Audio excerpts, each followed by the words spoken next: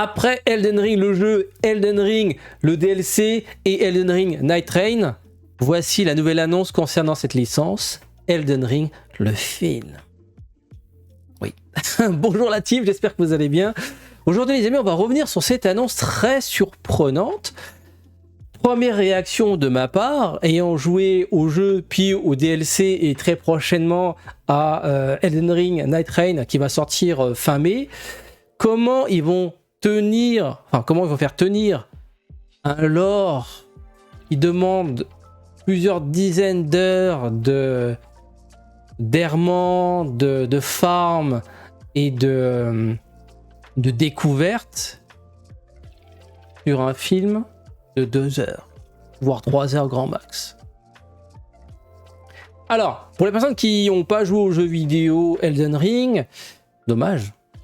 Allez-y. Bon, après, j'avoue que vous avez peut-être un peu galéré parce que c'est un jeu quand même qui demande un peu de patience parce que vous allez un peu mourir en boucle. Mais voilà, Elden Ring, c'est un succès mondial. Il a eu droit à un DLC très très intéressant. Un DLC qui c'est quasiment un jeu supplémentaire. Et puis très prochainement, on a un spin-off plus orienté multijoueur avec Night Rain. Mais voilà, cette œuvre, pourquoi elle a fonctionné? Alors il y a plusieurs facteurs. Voilà, c'est les fameux jeux From Software sont des jeux très réputés parmi les joueurs. Voilà, ils ont forgé leur réputation à travers les Bloodborne, les différents jeux Souls. Plutôt les jeux Souls, puis l'épisode exclusif à Sony, donc Bloodborne. Mais voilà, ils ont commencé avec les Souls, que je pense que beaucoup d'entre nous ont découvert à leur sortie. Et puis, pour Elden Ring, c'est un peu particulier. C'est la première fois que l'auteur des jeux From Software, donc Hidetaka Miyazaki, a travaillé pour Elden Ring avec George R.R. Martin. Martin. Alors, si tu connais pas George R.R. Martin, honte à toi. T'as forcément dû voir un de ses travaux, une de ses œuvres. Le fameux Game of Thrones. Oui, c'est lui l'auteur de Game of Thrones. D'ailleurs, on attend toujours son dernier livre. Donc, chose surprenante, sur ce Elden Ring là, il y avait donc la participation d'un auteur reconnu. On va appeler George Martin, on va pas le dire à chaque fois R.R. Martin. George Martin qui a travaillé en tant que co-scénariste. Alors, pour le film, ça sera pas George Martin à l'écriture. En même temps, il a dit il y a pas longtemps, il en peut plus, il est tiraillé sur tellement de projets que il vit plus en fait. C'est pour ça. Enfin, il explique pourquoi il a du mal à finir sa saga Game of Thrones parce que voilà, il est tellement tiraillé sur tellement de projets que il a plus le temps pour rien et on comprend pourquoi pour le film il n'a pas été sollicité.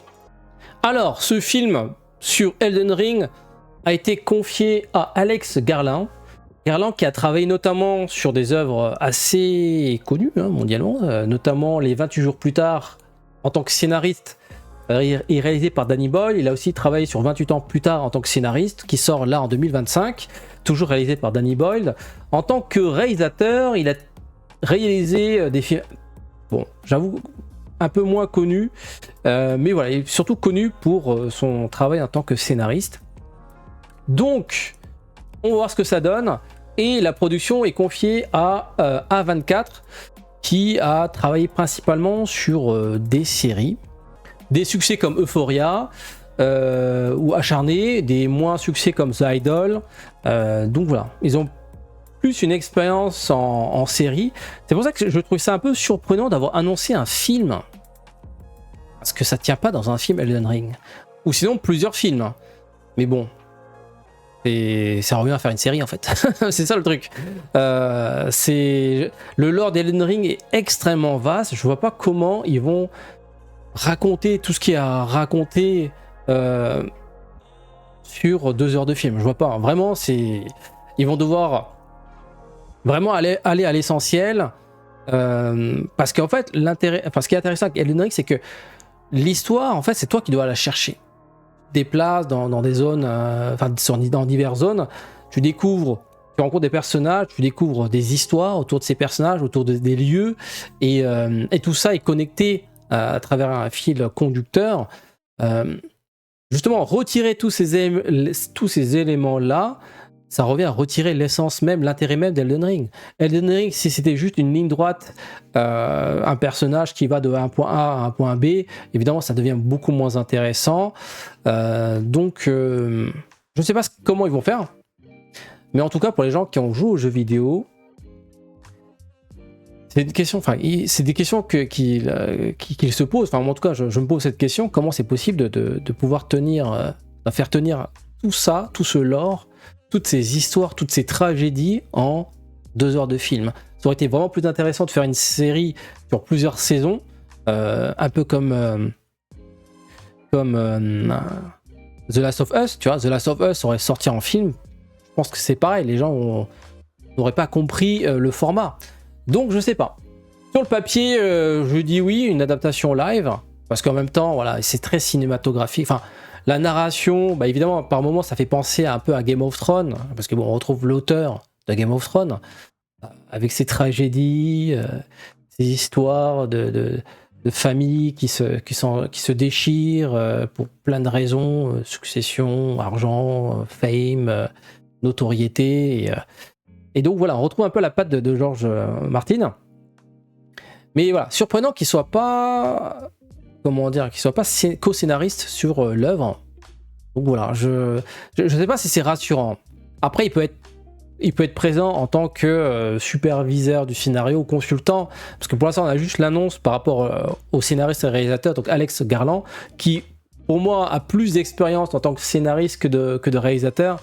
Ça aurait été bien de le coupler avec un réalisateur un peu plus de pattes pour ce genre de projet, parce que bon, Elden Ring c'est de l'heroic fantasy, c'est des dragons, c'est des monstres, c'est des sorcières, des mutants, des trucs, voilà, c'est...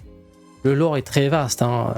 Ça fait un peu penser un petit peu à Berserk par moment, donc voilà les amis. En fait, pour que ce soit intéressant, il faudrait qu'il nous propose un personnage différent, et ça se passe pas forcément à la même période. Parce que forcément, on va devoir comparer un peu ce qu'on fait quand on regarde la série The Last of Us. Donc ça serait peut-être plus intéressant de se focaliser sur une histoire annexe, ou seulement sur un seul personnage, donc un seul point de vue. Parce qu'en fait, on rencontre pas mal de personnages dans le jeu. Peut-être voilà, se focaliser que sur un personnage, son point de vue, mais pas forcément un personnage, comment dire... En même temps, c'est vrai que le format de 2 heures, pour moi, c'est compliqué. Hein. Donc voilà, vous voyez l'aspect visuel, c'est un côté très... très cinéma, voilà, c'est un travail assez important sur la photographie, sur l'éclairage, sur l'ambiance, sur sur le lore. Donc voilà, j'aurais vraiment aimé de voir une adaptation en série. Donc voilà, peut-être que le succès du film pourrait ouvrir un potentiel développement en série. Donc voilà les amis, est-ce que c'est une annonce que vous attendiez? En même temps, c'est vrai que récemment, on a quelques annonces comme ça de jeux qui sont ensuite adaptés en film. Je pense notamment à Clair Obscur Expédition 33. Le jeu a tellement... il a connu un succès tellement impressionnant, tellement fulgurant que très vite, l'annonce d'une adaptation en film a été fait genre quelques semaines après la sortie du jeu. Bon là, Elden Ring, ça fait plusieurs années que le jeu est sorti. Comme je disais, entre temps on a eu un DLC et là on a un autre épisode spin-off qui sort. Dans tous les cas, voilà, c'est une licence qui fonctionne très bien. Maintenant, voilà, moi le truc c'est que j'ai peur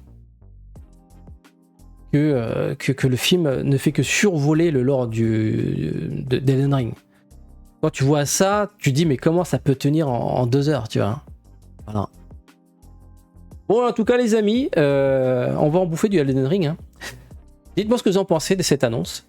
Sur ce, à très bientôt. Le petit pouce bleu, le petit abonnement. Pensez vraiment à vous abonner, c'est gratuit, ça soutient la chaîne. Et n'hésitez pas également à me suivre sur mes autres réseaux sociaux. D'ailleurs, pardon, j'en profite, je ferai le prochain spin-off Elden Ring Night Reign le 30 mai. Donc n'hésitez pas à me suivre sur Twitch, on le fera en live.